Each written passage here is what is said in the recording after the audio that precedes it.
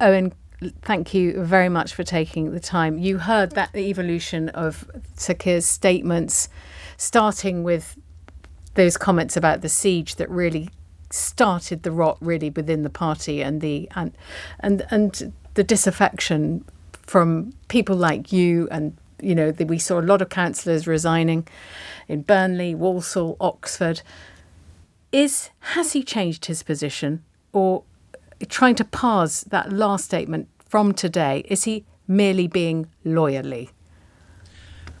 Look, the problem with Keir Starmer is he's someone who shifts his positions so easily, and frankly, whether his leadership campaign where he committed to nationalisation, higher taxes on the rich, abolishing tuition fees, scrapped all of that, he's someone with a very duplicitous political record. Look, I'm torn in terms of a statement today. I'm torn between, whatever puts pressure on the British government, which is a key supporter of Israel, which arms Israel, whatever puts more pressure on them to end this nightmare has to just be welcomed. You've got to be pragmatic about it in that sense, because we're talking about tens of thousands of Palestinians being slaughtered.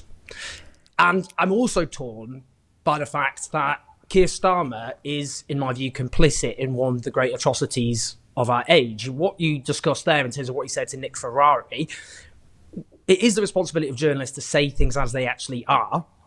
And in that particular case, he supported war crimes. It's very clear. Article 33 of the Geneva Convention prohibits collective punishment against the civilian population. Calling for a country to have the right to cut off water and energy to a civilian population is a straightforward violation of international law. He's a human rights lawyer. He knows international law. I knew what Article 33 of the Geneva Convention says. Clearly, he has no excuse. So, what he also then did is sack people who called for a ceasefire, purge MPs, including Andy MacDonald, who called for peaceful coexistence of Israelis and Palestinians, presided over the mass resignation of multiple ministers who obviously opposed what was happening. When those councillors, predominantly Muslim councillors, quit, they were briefed against in the most horrendous, dehumanising way. It's like flies dropping away or something. I can't remember the exact term that was used.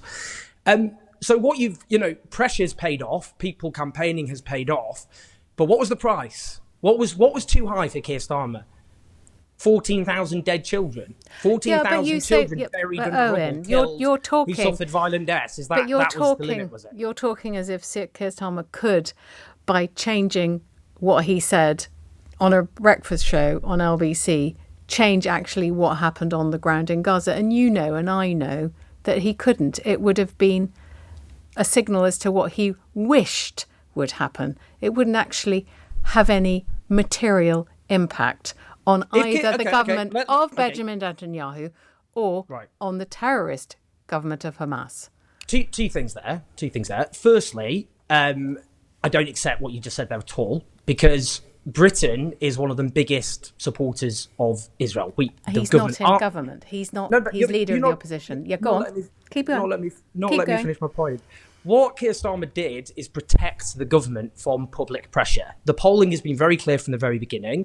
Overwhelmingly, people support a ceasefire. It's a fringe position in public opinion to oppose an immediate ceasefire. YouGov the other day made that clear. But back in October, the vast majority supported a ceasefire.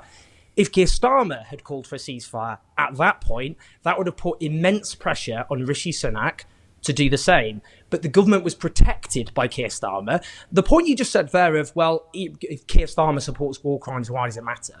If Keir Starmer... That's not what that's not what I said. That's what you're saying. No, I said... Rachel, can I ask you... Whether he supported a ceasefire or not would not have made any difference to what has happened over the past 105 months. Do you accept cutting off water and energy to a civilian population is a war crime? Do you accept that? Yes, I do. So if Keir Starmer had said Vladimir Putin has the right to cut off energy and water to civilians in Ukraine, I don't think you'd go, well, it won't make any impact on what Vladimir Putin does. He'll still do it whether Keir Starmer says it or not. You would accept that would be an abhorrent position, which would be correct. What Keir Starmer said there was a disgrace, and it was part of a culture which gave Israel a word which is very important, impunity. Oh. Israel knows that it can slaughter 14,000 children, wipe out most of the civilian infrastructure, destroy every hospital in Gaza, because politicians, both in government and in opposition in the West, have granted a culture of impunity to Israel. Their leaders say things like they're human animals, that we're going to lift all the restraints on Israeli soldiers and quote the defense minister, that we should look to Amalek in the Bible where God called for the Israelites to kill all men, women, children, livestock. They know they can say that out loud because people like Keir Starmer and Rishi Sunak, their view is they can get away with anything. That's why we're in this mess. I don't think that's why we're in this mess. But can I just ask you, how do you think Labour's going to vote next week during the SNP motion for a ceasefire? Well, that's the test, isn't it? Because earlier on, Keir Starmer said, I think yesterday, that it depends on reading the text. The ceasefire text has been out since Wednesday. He's got a team of researchers, people around him. He could clearly have looked at that very quickly and come to a clear judgment. So whether the danger with his positioning at the moment is he keeps talking previously about a sustainable ceasefire. Now, in practice, that is a lawyerly way often of saying, basically, when Hamas is destroyed. But that just is Israel's official war aim. So it's no difference from what the Israeli government's saying.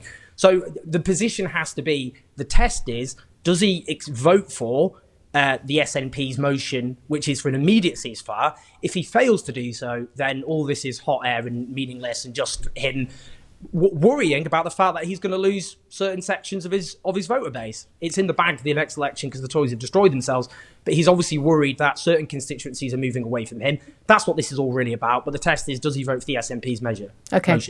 Owen, thank you for your time this evening and your contribution. Ronnie Cowan is the SNP MP for Inverclyde, and he joins us to discuss the SNP and also next week's vote. Thank you so much for coming on, Ronnie, if I may. Why have you introduced this motion? Because it's the right thing to do. It's no more complicated than that.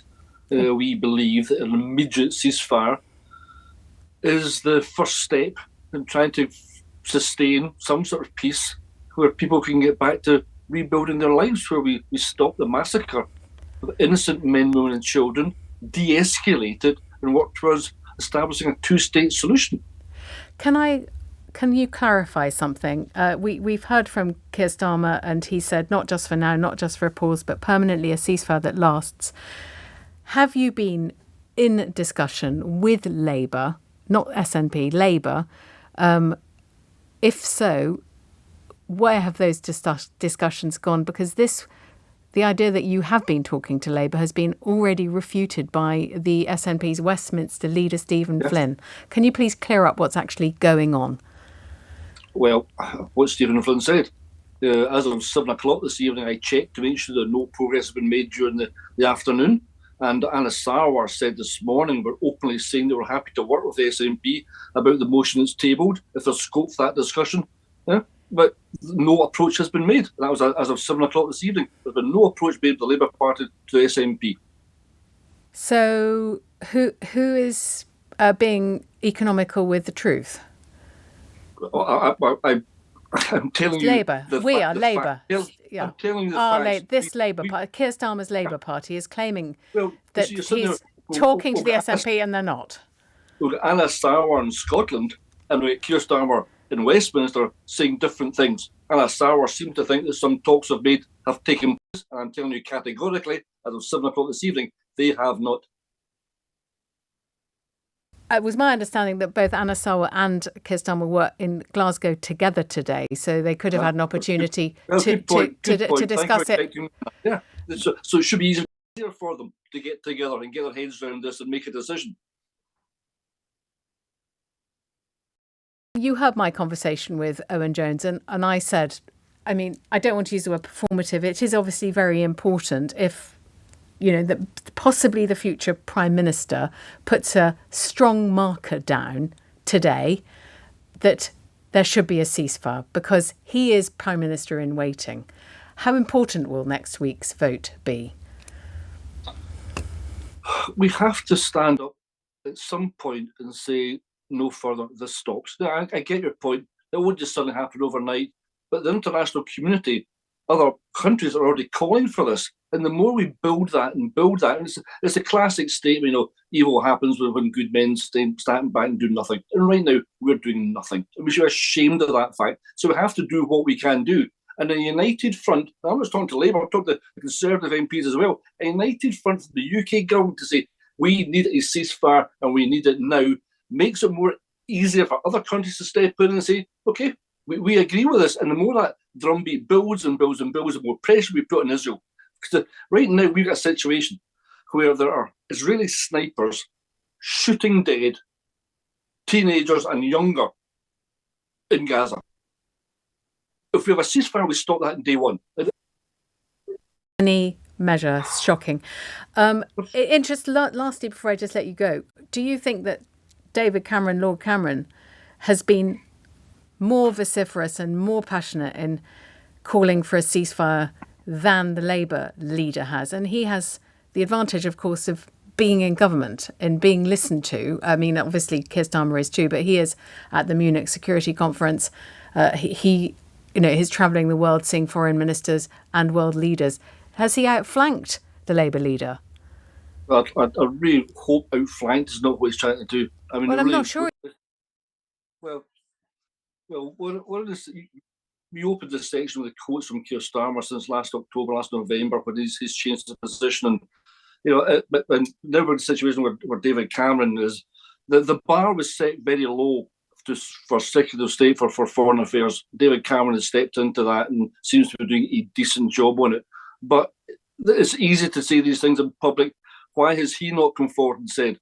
Why is he not pushing Rishi Sunak? Why is he not standing up and saying to Rishi Sunak, we should be calling for a ceasefire, an immediate ceasefire right now? And the threat of a full-scale military assault on Rafah with 1.4 million Palestinian refugees is imminent. If we have to step in, we have to step in now and do something like that. Because when that happens, when they roll into Rafah, it's going to be absolute carnage.